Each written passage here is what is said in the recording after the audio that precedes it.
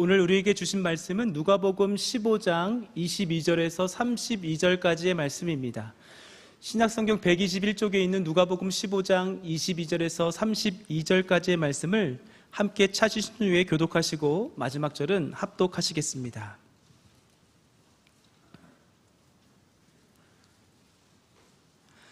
아버지는 종들에게 이르되 제일 좋은 옷을 내어다가 입히고 손에 가락지를 끼우고 발에 신을 신기라. 그리고 살찐 송아지를 끌어다가 잡으라. 우리가 먹고 즐기자. 이 내 아들은 죽었다가 다시 살아났으며 내가 잃었다가 다시 얻었노라 하니 그들이 즐거워하더라. 맏아들은 밭에 있다가 돌아와 집에 가까이 왔을 때 홍학과 춤추는 소리를 듣고 한 종을 불러 이 무슨 일인가 물은데 대답하되 당신의 동생이 돌아왔음에 당신의 아버지가 건강한 그를 다시 맞아들이게 되므로 인하여 살찐 송아지를 잡았나이다 하니 그가 노하여 들어가고자 하지 아니하거늘 아버지가 나와서 권한대. 아버지께 대답하여 이르되 내가 여러 해 아버지를 섬겨 명을 어김이 없거늘 내게는 염소 새끼라도 주어 나와 내 벗으로 즐기게 하신 일이 없더니 아버지의 살림을 창녀들과 함께 삼켜버린 이 아들이 돌아오매 이를 위하여 살찐 송아지를 잡으셨나이다. 아버지가 이르되 예 너는 항상 나와 함께 있으니 내 것이 다 내 것이로되 이 내 동생은 죽었다가 살아났으며 내가 잃었다가 얻었기로 우리가 즐거워하고 기뻐하는 것이 마땅하다 하니라. 아멘.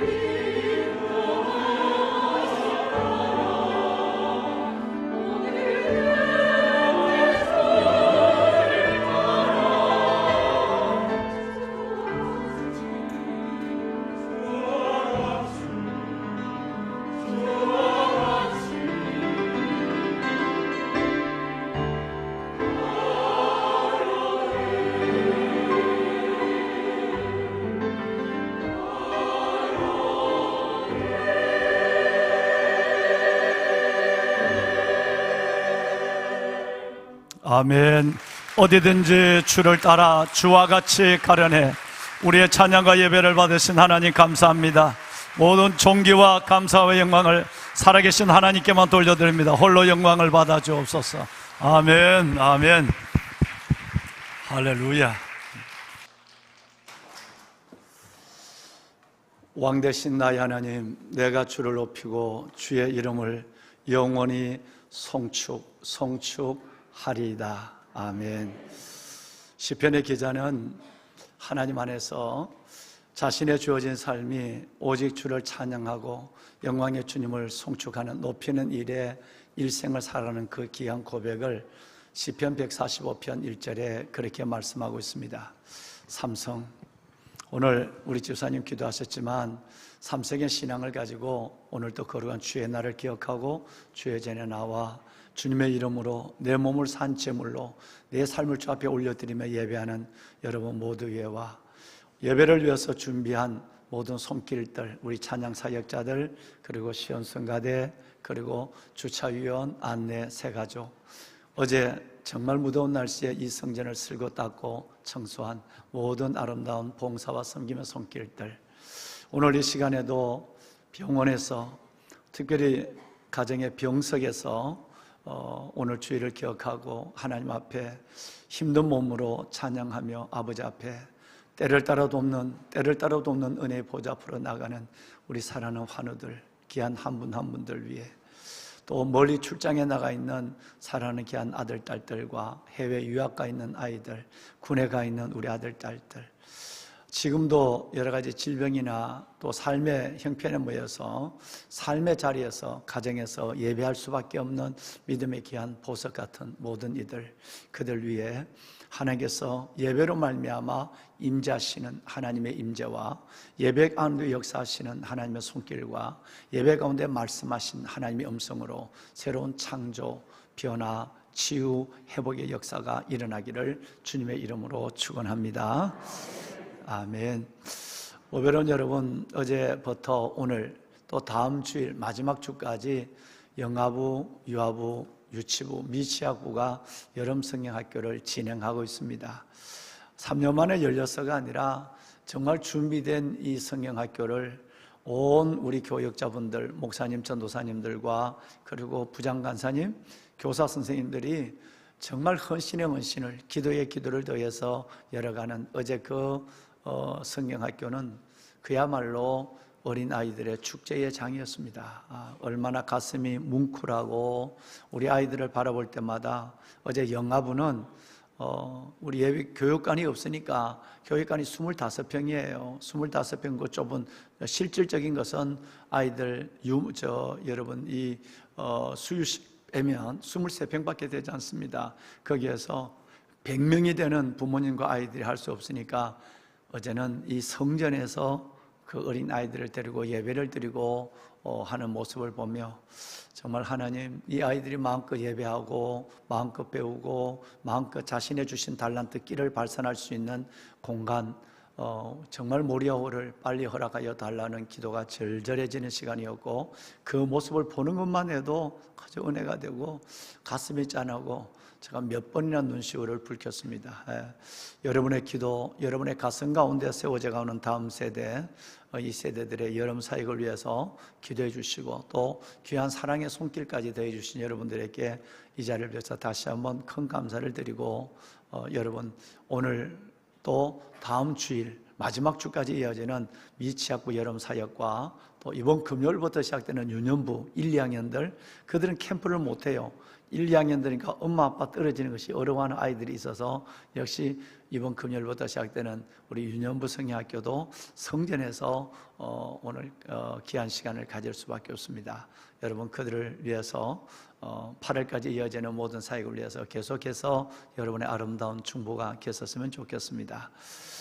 신명기 하나님의 말씀에 보시면 신명기는 출애굽 2세대에 대한 하나님의 말씀입니다. 그러니까 애굽의 고난도 모르고, 애굽의 고역, 그리고 홍해를 걷는 기적도 모르고, 그리고 10가지 재앙의 하나님의 능력으로 하나님께서 애굽 땅에서 나온 사실도 듣기만 했지 이것을 잘 보지 못한 광야 2세대, 우리 다음 세대에 대한 하나님의 말씀이 기록되어 있기 때문에 신명기 말씀을 보면 첫 장부터 마지막까지 내 자손, 후손, 다음 세대 이런 말씀들이 계속 나오죠.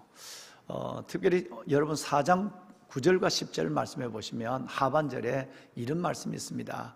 너는 그 일들을 너가 경험한 하나님, 그 애국과 홍해와 10가지 재앙 고센 땅의 하나님을, 이 일들을 내 아들들과 내 손자들에게 알게 하라.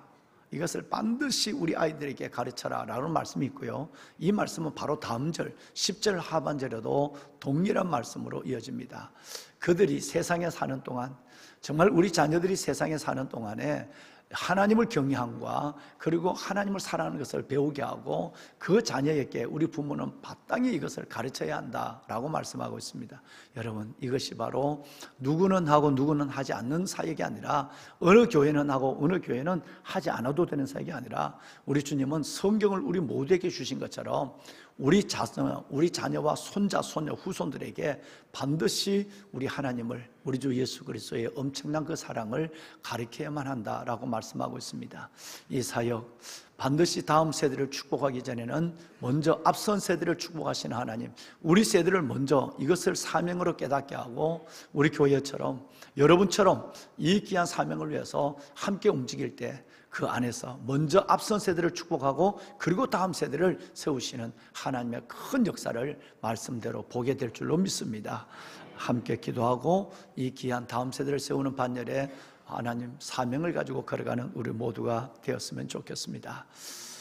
여러분, 제가 목회를 목사 안수를 제가 83년 4월 2일 날인가 받았거든요. 그러니까 내년이 되면 뭐 전도사님, 시무 전도사님 한 것까지 뭐 다 하면 40년이 훨씬 넘었습니다만은, 목사 안수를 받은 성령만 생각하면 내년 4월이 되면 40년이 됩니다.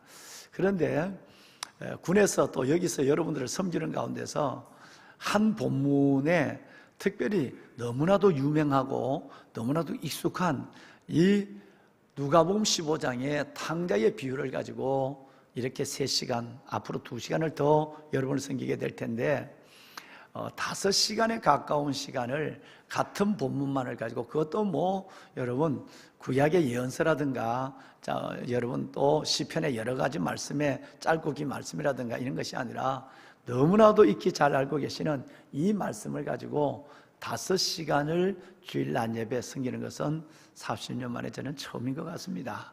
왜냐하면 여러분, 이 오늘 읽으신 이 말씀, 지금까지 보신 말씀에 저와 여러분을 향한 하나님이 말씀하고 싶은 복음, 저와 여러분이 받고 깨달은, 듣고 깨달은 복음이 이 안에 가득 들어있기 때문에 이 참에 저와 여러분들을 그 은혜의 초장으로 인도하고 싶은 담임 목사의 마음, 사랑이 이 안에 있다, 이렇게 생각해도 좋을 것 같습니다. 예를 들어서 보면 이 안에는 지금까지 말씀도 드렸지만 수많은 복음 그 자체가 기록되어 있는데, 그런데 크게 보면 한 5가지로 생각할 수 있어요.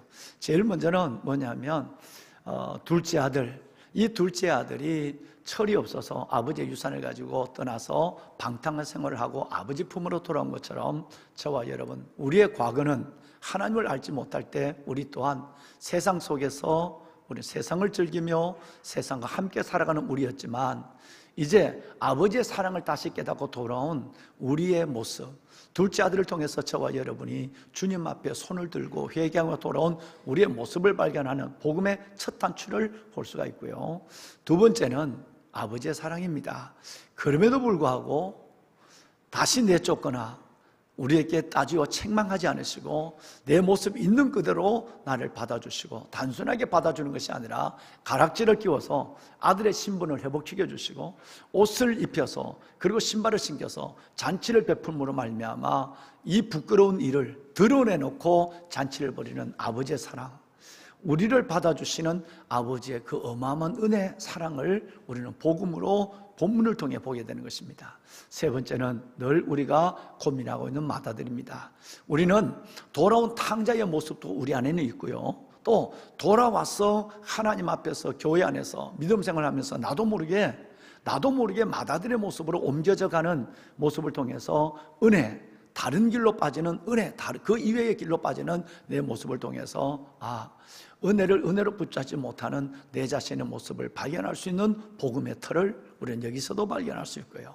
네 번째는 여러분, 오늘 우리의 삶이 둘째 아들의 삶이나 아니면 맏아들의 삶이나 한 가지는 다 아버지 집으로 들어가야 하는, 아버지는 그 아들을, 둘째 아들을 드리기 위해서 뛰어나가서 아들을 영접해서 입을 맞추고 또 들어왔고, 또 들어오기 싫어하는 맏아들 또 부르기 위해서 또 다시 뛰어나갔던 아버지는 다 둘째 아들이나 맏아들이나 다 아버지 품으로 돌아오게 하는, 그 집으로 들어오게 하는 아버지의 수고를 보는 것입니다.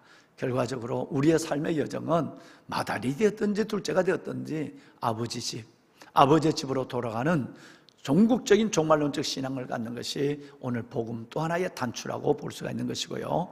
마지막 다섯 번째는 여러분, 끝내는 잔치예요. 하나님은 저와 여러분들에게 천국 잔치를 진설해 놨어요. 배설해 놨단 말이에요. 누구든지 때 묻은 둘째 아들이든지 깨끗하고 잘 살게 한다든 맏아들이든지 누구든지 우리는 그 아버지가 베푼 대연, 아버지가 베푼 그 잔치에서 마음껏 아버지를 이 땅에서도 누리고 천국에서도 그 잔치를 누릴 수 있도록, 지금도 아버지가 베푼 잔치에서 힘들고 어렵지만 아픈 삶을 안고 있지만 기뻐하고 즐거워하는 이 귀한 잔치의 자리에 우리 모두가 초대받은 대단한 VIP라고 하는 사실을 기억하시고 그 잔치를 누릴 수 있는 저와 여러분이 되어야 한다. 이것이 바로 복음의 종국적 목적이에요. 아름다운 소식이니까, 복음은 굿뉴스, 여러분 가스펠이니까, 그러니까 우리는 그 잔치를 누릴 수 있는 자격 있는 사람들이고 누려야만 한다라고 하는 이 다섯 가지의 복음의 내용을 본문을 통해서 저희들은 알게 되는 것이죠. 자, 보면은 여러분, 아버지에게 반항을 했다, 아버지에게 반항을 하고 아버지의 마음에 떠났다고 하는 것은 첫째 아들이나 둘째 아들이나 똑같습니다. 둘째 아들이나 첫째 아들이나 다를 바가 없다라는 말씀을 지난 시간에 여러분과 함께 나눴습니다. 여러분, 두 아들이 다 아버지에게 반응했지만 방법은 달라요. 둘째 아들은 아주 못되게 굴고 아버지에게 반항을 했고요, 첫째 아들은 아주 지극히 착한 모습으로 아버지에게 반항을 했어요. 그 반항한 모습을 오늘 또 우리는 세 번째 읽으신 거니까요. 자, 두 아들 모두가 아버지의 마음에서 멀리 떠나 있다. 자, 먼저 이 집을 나간 두 아들, 나갔다 들어온 이 아들이나 집안에 있으면서도 아버지의 마음을 헤아리지 못하는 둘째 아들이나 아버지의 마음에서 떠나 있다는 사실에 비해서 보면 이 두 아들 다 탕자요, 두 아들 다 잃어버린 아들이었다라는 사실을 우리는 이 말씀을 읽으면서 계속해서 우리 마음속에 그 생각은 떠나지 않는다라고 하는 것입니다. 여러분, 두 아들 중에 누구도 아버지를 사랑하지는 않았죠.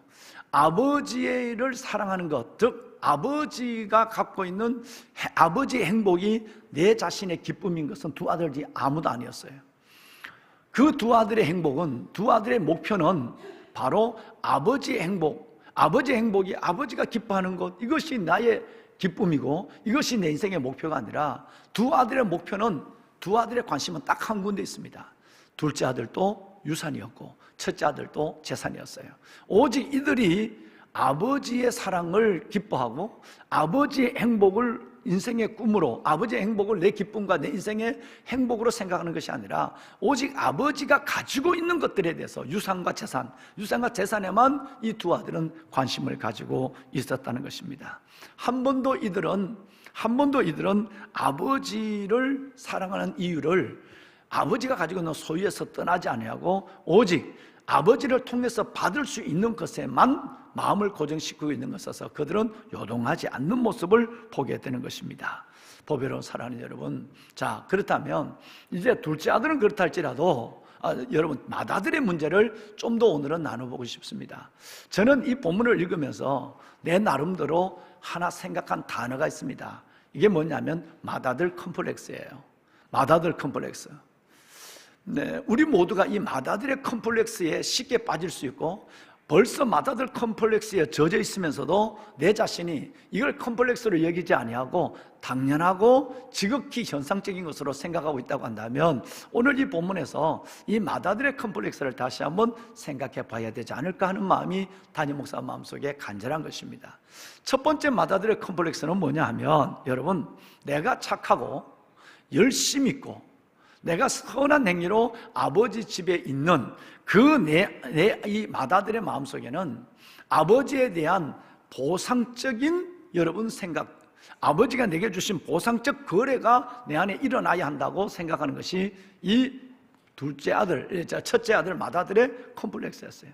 내가 이렇게 착하면, 내가 이렇게 이만하게 살아가면, 내가 이렇게 열심히 봉사하고 내가 열심히 이렇게 교회 학교 지금 하고 있으면 교사를 하거나 아니면 성가대를 하거나 아니면 아름다운 예배자로 서거나 아름다운 중보 기도자로 기도하는 자리에 계시거나 아니면 하나님의 모든 성전뿐 아니라 다른 사람에게까지 가서라도 지난주에 얘기한 모찰트를 죽였다고 생각하는 살리엘이처럼 내가 이렇게 살아가는 데 있어서는 하나님과의 거래가 먼저 내 마음에 이루어진 것입니다.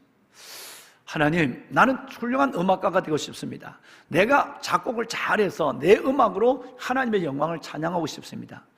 이게 이 살리엘이의 전부가 아니었어요. 그 다음에 더 무서운 것입니다. 그렇게 되면 하나님도 내게 내 이름을 빛나게 해주시고 나를 존귀하게 만들어줘서 내가 죽더라도 나의 음악은 영원히 사람들의 입에 불려지게 해주시고 또 내가 하나님 앞에 영원히 기억되는 사람이 되게 하는 것처럼 사람 앞에도 기억되는 존재가 되게 해주십시오. 그렇게 되면 하나님이 그렇게 해주신다면 내가 하고 싶은 모든 걸 절제하겠습니다. 그리고 나는 할 수 있는 대로 가난한 아이들에게 음악을 가르치고 할 수 있는 대로 내 돈을 갖고 가난한 사람을 구제하겠습니다. 그리고 내가 하고 있는 음악에 성실함을 더하겠습니다. 그리고 물론 하나님께 예배하는 미사하는 일도 나 빠뜨리지 않고요 라고 하는 것을 가졌어요.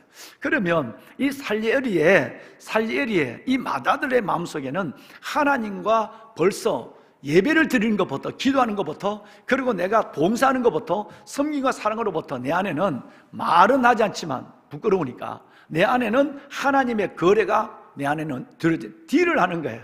하나님, 내가 아버지 집에서 맏아들처럼 열심히 일하고 한 번도 속썩이지 아니하고 이렇게 살 테니 하나님은 내게 그 보상으로 이것을 해주시면 어떨까요? 라고 하는 거래입니다. 교회에 처음 나오는 분들이야 하나님의 복음과 은혜를 경험하지 못한 경우에는 있겠지만 오래오래 교회를 믿는 맏아들이랄까요? 오래오래 교회를 믿는 사람의 마음속에 이 맏아들의 컴플렉스가 있다고 한다면 여러분, 이건 굉장히 어려운 것입니다. 만약에 여러분, 이 하나님이 내가 그렇게 살았는데도 하나님이 내게 주시는 이 보상, 하나님의 거래가 여러분 내게 이루어지지 않거나 아니면 하나님이 내게 주신 것이 약하면 이 맏아들은 분노하는 것입니다. 하나님, 이건 아니잖아요. 내가 주를 위해서 얼마나 봉사했는데, 내가 얼마나 하나님 앞에 내가 예배할 수 없는 환경인데 예배했는데, 내가 얼마나 하나님 위해서 충성했는데 내가 하나님을 어떻게 속썩였나요? 여러분, 이것이 살리엘이처럼 내 안에 분노가 일어나게 돼요. 그래서 하나님 앞에 섭섭하면 사람과 하나님에 대해서 관계를 깨어버리는 것으로 끝내는 그 살리엘이는 여러분, 책에 의하면 34살의 모찰트를 죽이게 되는 것이죠. 여러분, 만약 이런 상황까지 간다면 이것이 우리 안에 이런 일이 일어나지 않는다고는 아무도 여러분 자신 있게 말할 수 없다는 거예요. 왜? 우리 안에도 은근히 드러내지 않지만 내 안에는 하나님과 거래하는, 딜을 하는, 하나님 앞에 서 있는 이 보상에 대한 기대가 있고 이것이 이루어지지 않을 때는 나 매우 분노하고 슬퍼지기 시작하는 것입니다. 그러므로 이 맏아들은 내가 아버지 집에서 착하게 살고 순종하며 사는 이유는 뭐냐면 내가 착하게 살고 근면하게 사는 것이 좋아서가 아니라 내가 이것이 이렇게 예배하는 것이 좋아서가 아니라 이것을 통해서 하나님이 내 안에서 움직여주길 바라는, 좀 더 나쁜 얘기를 하면 내가 이렇게 했으니까 하나님 나 이렇게 따라와야 되잖아요. 하나님을 통제하는 마음이 있기 때문에 근면하고 착하고 열심히 사는 거지, 내가 착하고 열심히 사는 것이 하나님의 받은 은혜가 너무 커서 내게 주신 사랑이 너무 커서 내가 이것이 아니라 더 큰 것을 하더라도 주님, 나를 써주는 것만 해도 감사하고 내가 받은 은혜, 받은 사랑에 비하면 아무것도 아닙니다, 이런 마음이 갖지 않는, 여러분, 어떤 그것을 통해서 하나님이 내 안에서 움직여주는, 하나님을 통제하려고 하는 마음이 있기 때문에 여러분, 이 마음은 끝내는 자신을 매우 슬프게 만드는 일들이 되어버리고 마는 것입니다. 여러분, 자신의 선행, 아버지 집 안에 있으면서 착한 맏아들의 자신의 선행과 열심과 아버지에 대한 이 충성이 오직 두 가지 목적을 가지고 충성한다는 거예요. 아버지를 사랑하고 내가 아버지의 받은 내가 너무 커서 하는 헌신이 아니라 이것을 통해서 내가 첫째는 인정을 받아야 하는 거예요. 두 번째는 하나님의 보상이 이루어져야 되는 거예요. 내가 일을 할 때 사람들이 나를 대단하다, 지난 주간에도 웃고 말았습니다만 어떻게 그렇게 오랫동안 성가들을 해요? 어떻게 그렇게 봉사해요? 남이 알아줘야 어떻게, 이런 얘기가 한 번씩 내게 들어와야 내게 훅가시가 돼서 내가 계속하는 거예요. 여러분, 이게 안 오면 나는 섭섭해지기 시작하는 거예요. 내가 이렇게 하는데 저 사람이 알아주냐. 그래서 철저하게 인정이라고 하는 것이 내 안에 있는 게, 누구처럼? 바리새인처럼, 서기관처럼, 이 자리에 나오는, 여러분 첫 시간에 읽었던 이 자리는 바리새인과 서기관처럼 이런 것이 내 안에 좀 한 번씩 뭔가 터져줘야 되고 나를 던져주는 뭔가 일어나야 되는 것입니다. 또 하나는 하나님의 보상이에요.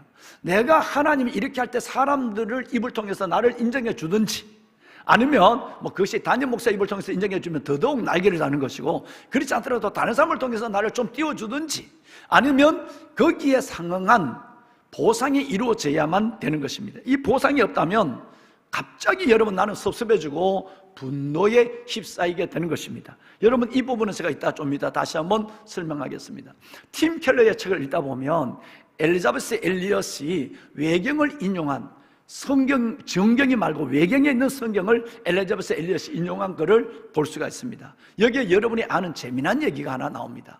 자, 이제 그 얘기를 잠깐 말씀을 드리면, 어느 날 예수님께서 제자들을 데리고 아침에 어딘가 가실 채비를 하면서 일어나서, 여러분, 이 예수님이 입은 옷에 끈을 묶으시고, 그리고 주님이 지팡이를 잡으셨어요. 이건 어디 가신다는 의도예요. 그러니까 출발하기 전에 제자들은 어디를 가는지 몰라요. 그러는데 일어나시더니 제자들에게, 얘들아, 너희들은 나와 함께 이제 이 길을 가야 하는데 내가 너희에게 부탁할 것이 있다.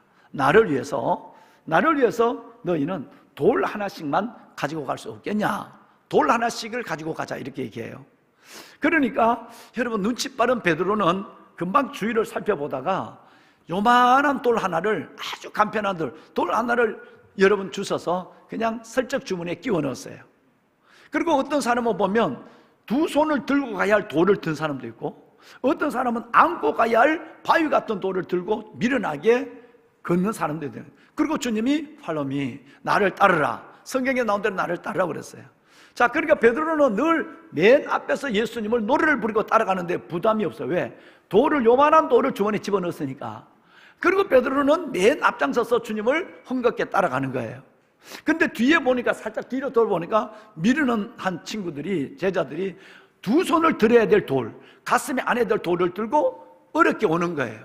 드디어 여러분 서너 시간을 걸었어요. 주님이 어느 자리에 앉으시더니, 자, 돌을 내놓아라. 그래, 돌을 내놓았어요.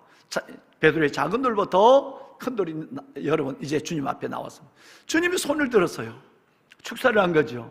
그리고 보니까 그 돌이 빵이 된 거예요. 떡이 된 거예요. 그런데 주님께서는, 자, 이제 정심을 먹어라 라고 얘기한 거예요.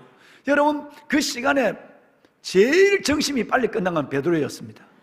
뭔 말인지 아시겠죠? 예.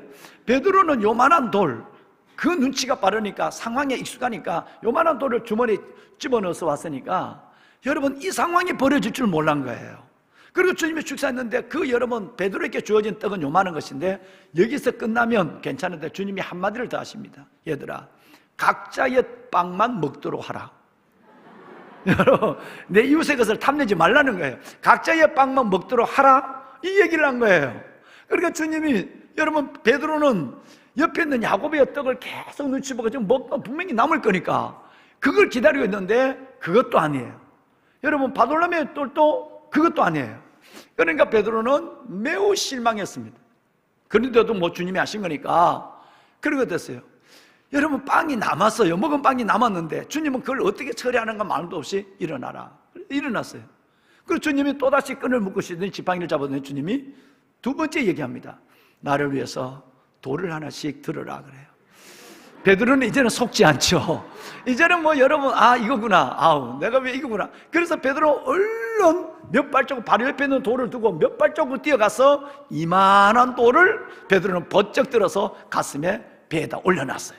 자, 언제 출발하나 주님의 얼굴을 보고 있어요. 주님은 뭐 큰 걸 들어라 적은 걸 들어라. 왜? 처음도 마찬가지지만 크기와 무게를 정하지 않았거든요. 큰 걸 들어라 적은 걸 들어라, 뭐 요만한 걸 들어라 이만한 걸도 말하지 않았으니까요. 무게와 여러분 크기는 자신에게 맡긴 거예요. 그러니까 베드로는 한 번 당했으니까 이제는 베드로는 배에 올려서 가야 할 만큼 큰 돌을 하나 배에다 턱하니 끌어 안았어요. 그런데 보니까 다른 친구들은 또 이제 적당하게 요만한 자기 식사양만한 돌만 들고 가는 거예요. 베드로처럼 요만한 돌을 든 사람은 아무도 없는 거예요. 서너 시간을 걸었어요. 저녁이 됐어요. 근데 주님은 이제는 강 같은 도랑을 건너야 될 때예요. 그냥 건너면 되지만 다 물에 잠겨요. 주님은 이렇게 보시더니 자, 돌을 꺼내라 그래. 그리고 강에 던져라 그래. 여러분, 자, 무슨 말씀이냐면 너희들 갖고 온 돌로 나를 위해서 징검다리를 만들으라는 얘기예요. 갖고 온 돌을 강에 던져라 그랬어요. 베드로가 던지지 못하고 안고 있습니다. 이건 아닌데. 그러고 있는데 주님은 던져라 라고 얘기하는 거예요. 그 뜻에 베드로는 제일 먼저 그냥 아주 불편한 얼굴을 이렇게 기색을 하면서 물에다가 돌을 던졌습니다. 제자들 요만한 돌도 다 던졌어요. 주님은 아무 말씀하지 않으시고 그 돌다리를 딛고 건넜었습니다. 그리고는 가자라고 하시는 거예요. 여러분, 제자들의 얼굴에는 왜? 자기가 생각한 것보다 훨씬 더 큰 것들을 다 들고 왔으니까. 그러니까 이만한 사람, 그 베드로가 왜 큰 걸 들고 왔느냐 하면 점심을 못 먹었으니까. 저녁을 먹고도 남은 돌을 배에 올리고 왔다니까, 배에다가. 그러니까 베드로는 허탈하게 거졌는 거예요. 이 표정을 예수님이 읽고 계시는 거예요. 그러더니 몇 발짝 갔으던 예수님이 제자들이 아무 말 하지 아니하고 얼굴에 불편하고 불쾌한 기색이 역력한 것을 뒤에서 다 느낀 거예요. 그래서 주님께서 뒤를 돌아보시더니 한 말씀을 하십니다. 여러분, 그 말씀 외경대로 내가 읽겠습니다. 주님이 이렇게 얘기합니다. 내가 너희에게 명령한 것을 벌써 잊었느냐? 누구를 위해 돌을 들고 오라 했더냐? 여러분, 외경에 나온 얘기예요. 내가 너희에게 말한 거, 명령한 걸 벌써 잊었니? 내가 누구를 위해 돌을 들고 오라고 그랬니? 여러분께 여쭙겠습니다. 제가 2번 얘기를 했거든요. 예수님이 누구를 위해서 돌을 들으라고 그랬어요? 예수님 누구를 위해서 돌을 들으라고 그랬어요? 네, 여러분도 내 얘기에 빠져버렸어요. 제가 서두에 예수님이 아침에 출발할 때 끈을 묶으시고 지팡이를 쥐시면서 나를 위하여 돌을 하나씩 들라고 그랬어요. 점심을 먹고 나서도 나를 위하여 돌을 들라고 그랬어요. 그런데 제자들은 나를 위하라는 이 말을 잊어버린 거예요. 왜? 철저하게 이 돌은 나를 위해서 들고 가는 거야. 주님을 위해서가 아니라 자기 자신을 위해서. 그래서 떡도 만들어 먹고 또 다른 뭔 기적이 일어날 거야. 그러는데 주님은 그들의 기대에 보상하지 않았어요. 그들의 헌신에 주님은 반응하지 않았단 말이에요. 주님의 리스판스는 너무너무 아니에요. 그러니까 내가 주님께 기대했던 여러분 인정과 보상과 인정이라고 하는 이걸 가지고 주님 앞에 내가 그 오후에는 너무너무 힘들었거든요. 오후에는 배에 올리고 걷는 것, 그러니까 그냥 나를 따르라고 하는 그 말씀을 듣고 따르지만 오후에는 너무너무 땀이 나고 정심을 못 먹으면 허기가 지고 이런데도 저녁을 생각하면서 저녁 때면 내게 보상이 주어질 거야. 저녁을 위해서 나는 이 큰 돌을 배에 업고 가는 거야. 그런데 그게 아니었단 말이에요. 주님은 나를 위하여 돌을 가져라는 얘기를 2번 하신 거예요. 여러분, 내가 주님을 위해서 걸어가는 이 길, 내가 주님을 위해서 충성하고 예배하고 헌신하는 이 일들이 여러분의 충성과 헌신과 아름다운 선행이 여러분들을 위한 것이라면 여러분, 이건 여러분들이 바로 이 제자들의 마다들의 첫 번째 컴플렉스에 우리는 빠져 있다는 거예요. 철저하게 내게 받은 은혜, 나를 구원하신 그 주님의 은혜가, 나를 사랑하신 아버지의 강건한 사랑이 너무 커서 나를 불러주시는 거, 나를 써주시는 거, 예배 자리에 설 수 있다는 거, 오늘 이 예배만 해도 하나님 정말 받은 은혜가 너무 큰데 오늘 아버지 앞에 주일을 기억할 수 있는 믿음을 주시고 아버지 앞에 나올 수 있는 이만한 건강도 주시고 아버지 앞에 예배할 수 있는 이런 아름다운 예배당, 이런 아름다운 환경을 주신 거 감사합니다. 이것이 예배의 감사의 1번이 돼야 돼. 내가 하나님, 내가 어려운 가운데 예배하는 걸 알죠. 그럼 하나님이 알아서 채워줘야지. 여러분, 이런 마음을 갖고 있다면 초신자가 아니고 맏아들, 오래 있은 아들들이 이 생각을 가지고 있다면 내 하고 있는 예배, 아니면 충성, 봉사, 헌신, 이 모든 것들이 나를 위한 것으로 들고 다니는 봉사라면 여러분, 끝내는 여러분은 실망하게 되고, 끝내는 하나님은 그 순간에는 더 하실 수 있는 분이에요. 온갖 구하는 것이나 생각하는 것에 더 넘치도록 하실 수 있는 분이지만, 에베소서 2장 3장 20절 말씀처럼 하나님은 그 마음을 갖고 예배하고, 하나님의 여러분 거래와 보상을 가지고 예배하는 우리들에게는 하나님께서는 한 발 더 물러가서 멀찍이 서 계세요. 왜? 그 욕구를 채워주면 끝내는 너희가 나를 따른 것은 먹고 배부른 연고라. 성경의 복음서에 나오는 그 말씀 안에 있는 내가 되니까 그런 거예요. 주님 그걸 채워주지 않습니다. 맏아들은 그렇지 않아요. 내가 뭘 하더라도 하나님이 내가 나를 위해서 하는 거예요. 내가 주님을 위해서 한다고 하지만 실상을 가만보면 하나님과의 거래가 약속되어 있거든요. 자기가 요구하고 있거든요.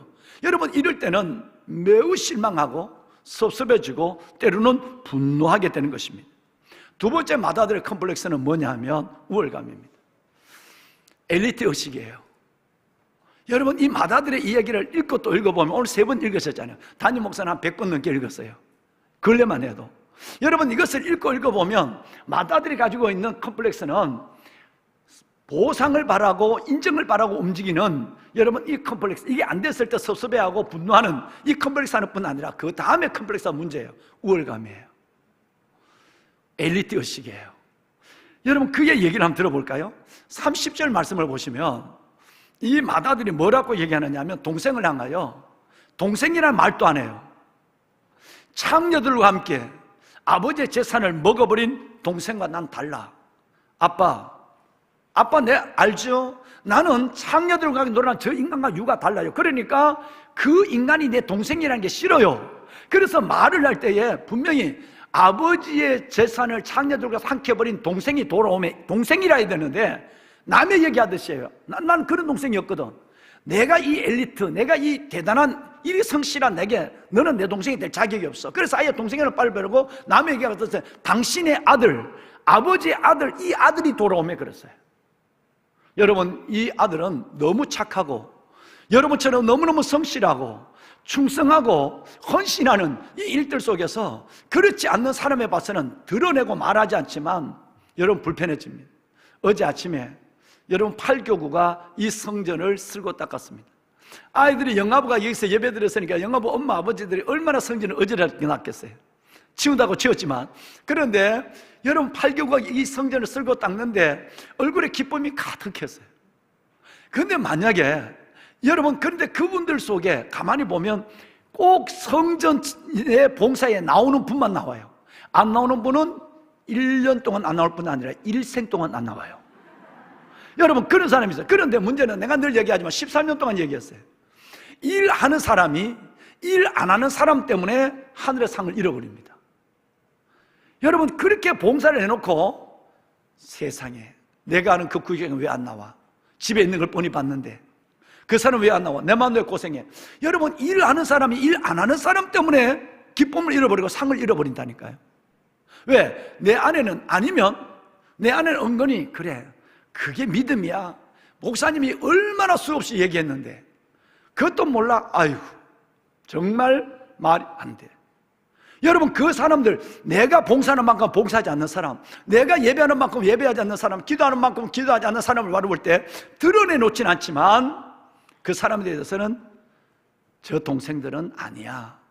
동생들은 아니야. 오늘 이 맏아들이 아버지의 재산을 창녀와 먹어버린 동생, 저건 내 동생이 아니라고 라고 하는 우월의식, 교만이 그 안에 있는 것처럼 여러분, 이 아들 속에는 이것이 가득한 것입니다. 심지어 여러분, 이것은 나중에 보면 성경의 29절을 보면 지금 우리 성경에는 없습니다만 무서운 얘기가 나옵니다.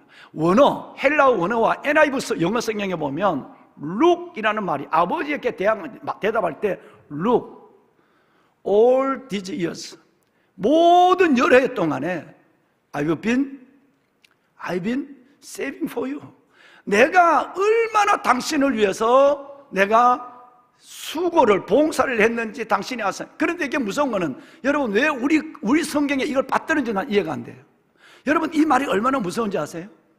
이것이 안 될 때 내가 일하는데 저놈은 일하지 않아, 나는 성실한데 저놈은 해먹어, 그랬을 때에 내 안에 일어나는, 나는 저 인간과 달라, 난 그래도 일할 거야, 그런데 왜 저 인간과 다르니까 라고 하는 이 의식은, 여기서는 이 말을 우리말로 번역하면 아버지에게 이야기한다. 이거 봐요, 이봐요, 아버지에게 우리는 빠졌지만 내가 여러 해 선견한 이 말 속에 우리는 여보세요 라는 말이 빠져있단 말이에요. 왜 이걸 빠뜨는지 나는 원어 성경에도 있고 NIV도 있는데 왜 우리 성경에는 보세요, 이봐요. 여러분, 만약에 여러분이 여러분의 부모에게 이것 보세요 이렇게 얘기했다면 이건 진짜 큰일 나요. 여러분, 만약에 담임 목사에게 가는데 어느 누가 찾아와서 이봐요, 길 가다가 해도 불편해요. 그런데 여러분, 이건 아예 이 마다들은 이것이 너무 불편한 거예요. 그러니까 아버지께 화를 내는데 뭐라고 얘기하냐면 내가 보상이 없는 거예요. 내게 주어진 결과가 없는 거예요. 약한 거예요. 그리고 무엇보다도 나는 저 인간과는 달라요. 나는 저 인간과 자꾸, 목사님은 자꾸 인사라고 그러는데 나는 허그도 하기 싫고 인사도 하기 싫어. 왜? 코이노니아가 무너져요. 왜? 나는 저 사람 못해. 그러니까 이것이 폭발될 때는 이거 보세요, 이봐요 라고 하는 불순한 얘기를 쏟아내고 있는 거예요. 여러분, 이 아들의 얘기가 우리의 얘기가 아니라고 할 수 있을까요? 여러분, 복음으로 우리는 또 다르게 접근할 필요가 있는 거예요. 세 번째, 여러분 이 말씀을 보면 누가복음 18장 말씀에 보면 11절과 12절에 바리새인과 세리의 기도가 나온다고 해요. 그런데 바리새인은 기도하러 와서 이렇게 기도, 하나님 감사합니다. 무엇보다도 먼저 하나님, 난 저 뒤에 있는 저 죄 덩어리, 저 세리와 같지 않는 거 감사합니다. 나는 1일에 2번씩 금식합니다. 물론 주일은 지키겠고요. 나는 남의 것을 억질로 불의, 토색, 가늠한 자가 없는 거 아버지가 아시죠. 그래서 나는 저 인간과 같지 않은 것이 감사합니다. 하나님 앞에 자기 발견을, 하나님 앞에서 자기를 발견하면 다 죄인이에요. 그런데 이 바리새인은 하나님 앞에 자기 아이덴티티, 정체성을 발견한 것이 아니라 다른 사람과 비교해서 난 저 인간보다 낫잖아요. 여러분, 다른 인간 아니면 피조물을 통해서 자기를 발견하려고 하는 이 어리석은 바리새인의 기도, 이 기도를 예수님이 어떻게 반응했는가 것은 여러분 아시는 바예요. 그러니까 우월의식에 빠진 것은, 곧 우월의식은 드러내지지 않지만 점잖으니까 이것은 교만으로서 하나님의 사랑을 점점점 멀리 만들어버리는 아주 무서운 것이 된다라고 하는 것입니다. 어떻게 생각하면 사랑하는 여러분, 오늘 이 형의 이것이 죄가 되는 이유는 모든 사람이 죄를 범하였으며 하나님의 영광에 이르지 못하더라 그랬죠. 우리 모든 사람은 죄예요. 좀 크게 얘기하면 우리는 인류라고 하는 것은 죄의 공동체, 거대한 죄의 공동체의 인류가 있는 거예요. 이 인류 속에는 나는 아니야 라고 하는 거예요. 왜? 나는 의로우니까. 좀 더 비약해 가면 모든 사람이 죄를 범했다, 인류 죄의 공동체 안에서 난 제외라고 생각하기 때문에 회개에 익숙하지 않는 사람이 되는 것입니다. 더 나아가서 보면 여러분 이럴 수도 있어요. 어떻게 생각하면 이 형에 있어서 자신의 괜찮은 아주 착한 자아상을 드러내기 위해서는 엉터리 같은, 불량배 같은 방탕한 동생이 필요했는지도 몰라요. 왜? 그래야 내가 드러나니까. 내 자아상이 돋보이려면, 내 자아상이 괜찮을 보이려면 엉터리 같은 사람들이 옆에 많이 있어야 내가 더 돋보이거든요. 어떤 면에서 보면 이 형에게 있어서는 엉터리 같은 동생이 필요했는지도 몰라요. 자기 자아상을 높여주기 위해서. 또 거꾸로 어떻게 생각해 보면 여러분, 이 둘째 아들은 잘난치 않은 형 때문에 둘째 아들이 깨닫고 변화되는 개가 천선하는 기회를 잃어버릴 수도 있는 거예요. 여러분, 이것이 무서운 현실이란 거예요. 동생이 자기 잘못을 인정했어요. 그리고 돌아왔어요. 아버지가 그를 환대하고 받아줬어요. 그런 순간에 이 맏아들에 있어서 자기가 생각하고 있는 신앙의 구도가 깨져버린 거예요. 두 가지가. 하나는 이렇게 착하게 잘 살아야 하나님이 보상한다. 그 보상한다는 것은 은혜가 아닙니다. 은혜는 받을 수 없는, 받을 자격이 없는 자에게 일방적으로 베푸시는 하나님의 후위가 은혜거든요.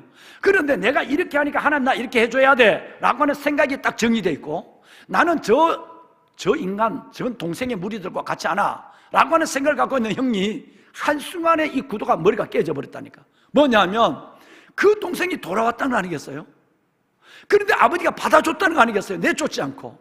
이걸 보는 순간에 형이 생각하고 있는 기존적인 생각의 구도가 깨어져 버렸어요. 깨어지는 순간에 이 형은 분노하기 시작했어요.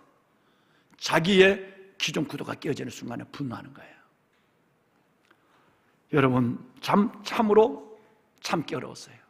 그 순간 이 형은 스스로 만들어 놓은 감옥으로 들어가기 시작하는 겁니다. 스스로 놓은 자기 감옥으로 이 형은 들어가기 시작하는 거예요. 살예리처럼 말이죠. 오늘 이런 그리스도인들이 먼저 믿는, 오래 믿는 사람들이 꽤나 참 많습니다. 목회자도 자칫하면 이런 스스로 만든 감옥에 들어가는 경우가 너무너무 많고요. 그 결과는 마지막 세 번째 컴플렉스 때문입니다. 세 번째 컴플렉스는, 맏아들의 컴플렉스는 봉사를 하지만, 헌신을 하지만 기쁨이 없습니다. 맏아들에게는 춤과 흥겨움이 없는 거예요. 기쁨이 없는 거예요. 늘 그렇습니다. 이 맏아들은 얼마나 봉사를 하는지 몰라요. 기쁨이 여러분 순종을 하고 있는데 그 안에 기쁨이 없지만 얼마나 끝없이 변덕 없이 충성하는지 모릅니다. 그런데 그 안에 들여다보면 오로지 의무감 때문에 하는 것이고, 해야 되는 거 하는 것이기 때문이고, 또 그리고 이렇게 하면 하나님이 나를 봐주고, 이렇게 하면 하나님께서 내가 뭘 주신다고 하는 기대 때문에 하는 것이지, 그 일이 좋아서 하는 거라든가, 하나님의 받은 사랑이 너무 커서 하는 거라든가, 하나님이 내게 주신 것이 너무너무 그 은혜가 놀라워서 난 이거 10배라도 할 수 있어 라고 하는 그런 기쁨과 흥이, 춤이 없어지는 거예요. 오늘 우리의 봉사에서 과연 기쁨이 있는가? 한 번도 주의를 빠지지 않고 한 번도 내가 하는 일을 빵꾸내지 않지만 그 안에서 내가 정말 흥이 있고 춤이 있는가, 기쁨이 있는가 하는 거예요. 형의 말을 한번 들어볼까요? 형이 이렇게 얘기합니다. 29절 말씀에 보면 아까 얘기했죠. 아버지, 나와 내 벗을 위해서는 염소 새끼 한 마리도 안 잡아줬잖아요. 즐기게 한 일이 없대요. 나를 웃게 만든 일이 없대요. 여러분, 이 형의 컴플렉스는 뭐냐 하면, 아버지가 내가 이렇게 일하면 아버지가 염소도 잡아주고 양도 잡아주고 아버지가 보상을 해주면 그때 나는 즐거워할 거예요. 나도 즐거운데 벗도 즐거워할 거예요. 그런데 나는 즐거울 길이가 없었어요. 왜? 아버지가 내 안 해주니까. 내가 열심히 기도하는데도 응답하지 않고, 열심히 믿고 봉사하는데도 하나님 반응이 없으니까 아무것도 주지 않았잖아요. 이 맏아들의 컴플렉스에서 맏아들의 기쁨은 어디서 찾는 거예요? 항상 기뻐라, 이 말은 아버지가 내게 없다면 관계없이 기뻐하는 겁니다. 항상 기뻐하는 것은 내가 어떤 상황 속에도 하나님께 내게 준 영원한 예수 안에 있는 생명과 아버지의 사랑 때문에 기뻐하는 거예요. 그것 때문에 행복할 자격이 우리에게 있는 것이에요. 그런데 이 아들은 뭐냐면 봉사도 하고 의무도 하고 열심히 하고 성실하고 충성하고 살아가는데, 아버지 양을 잡아줘봐요, 내가 기뻐하지. 염소 잡아줘봐요, 내가 기뻐하지. 아버지께서 뭔가 주어졌을 때 기뻐하는 것이지, 하나님 그 존재 자체만으로, 내가 구원받은 자녀된 것만으로 기뻐할 수 있는 기쁨이 없는 거예요. 그러니까 상대적 기쁨을 요구하고 있고 절대적 기쁨을 갖지 못하고 있다는 거예요. 여러분, 이것은 매우 무서운 것입니다. 아버지 안에서 갖는 행복이 아니라 아버지가 내게 주어지는 뭐가 있을 때 갖는 기쁨, 그 행복만을 요구하고 있는, 너무나도 싸구려의 기쁨을 요구하고 있는 것이에요. 보면은 여러분, 그런 의미에서 동생은 자신이 아버지와 멀어져 있는 것을 알았지만, 형은 아버지 가까이 있으면서도 아버지와 멀어져 있다는 사실조차도 모르고 있는 이 세 가지 컴플렉스에 매여 있는 것입니다. 말씀을 끝내겠습니다. 여러분, 형의 컴플렉스, 우리 한번 솔직한 말로 오늘 성령 하나님 안에서 이 여름 하나님의 사랑, 저 뜨거운 태양보다 열기보다 더한 하나님의 사랑이 내 안에 밀려 들어오게 하려면 내가 그 그릇을 준비해야 되는데, 그렇다면 혹시나, 그렇지 않으시겠지만 혹시라도 이 세 가지 컴플렉스, 하나님 내가 열심히 이렇게 합니다, 알아서 해주시는 거지요? 당연히 우리 마음에 있지만 이것 때문에 열심히 한다면 첫 번째 컴플렉스에 걸린 거예요. 두 번째, 내만큼 이렇게 성실한 사람이 없어, 내만큼 이렇게 충성하는 사람이 없어, 내만큼 이렇게 변하지 않는 사람이 없어 라는 마음을 갖고 여러분 우월감이 있다면 그것은 어느 순간 내 안에 교만이 되고, 그 우월감은 교제의 폭을, 예각을 줄여버리고, 그 우월감은 하나님 앞에서 매우 하나님을 한 발짝 뒤로 물러가게 만들어버린 것입니다. 세 번째, 내가 하고 있는 찬양이나 봉사는 모든 것 속에 순종하고 있지만, 헌신하고 있지만, 충성하고 있지만 기쁨이 없다고 한다면 우리는 벌써 그 컴플렉스에 빠져 있는 것이에요. 그래서 끝내는 하나님 좀 해봐요, 내게 기쁨을 좀 줄 수 있게 해봐요, 애 때문에 내가 좀 기뻐하게 해봐요, 돈 때문에 좀 기뻐하게 해봐요, 하나님 좀 기적을 통해서 내가 기뻐해봐요. 그렇지 않고 내가 어떻게 하나님 기뻐하라고 자꾸 얘기하는 거예요? 불편해지는 거예요. 하나님이 말하는 기쁨은 그런 기쁨이 아니라는 거예요. 저는 여러분 주님께서 주시는 이 은혜의 원색적 기쁨을 회복하는 행복한 여러분이 되기를 주의 이름으로 축원합니다. 말씀을 끝내겠습니다. 지난 주간에 말씀을 했지만 둘 다 틀렸어요. 둘째도 틀렸고 첫째도 틀렸지만, 맏아들도 틀고 둘째 틀렸지만 하나님은 둘 다 사랑해요.